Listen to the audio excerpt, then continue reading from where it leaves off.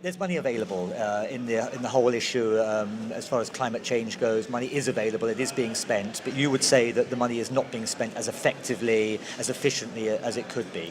Well, certainly. I think first of all, a lot of commitments have been made that the money should be available, so there is still that issue. But what I've been looking at is that there are no guarantees in how the money is being spent. There's no guarantee that the $200 billion in fast-track financing is going to reach women, children and men on the ground in developing countries that are going to be worst affected by climate change. It could be diverted by corrupt leaders, or it could be diverted by inefficient processes.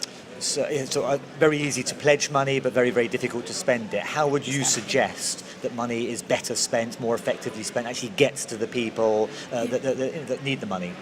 I think we have a lot to learn from all the years of aid effectiveness. I think what we need is to create a common framework which cuts across all the multiple proliferation of funding mechanisms within the UNFCCC.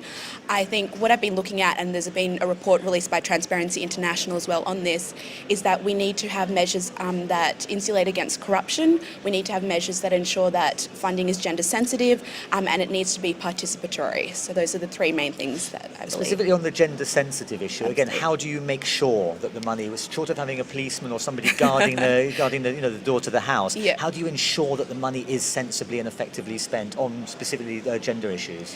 It is very difficult. Even with aid at the moment, there is no absolute guarantee. But I think what we need to do is have a greater representation of women, both within the high-level negotiations. We've seen that here. The president of COP17 is a woman, and that's great to see.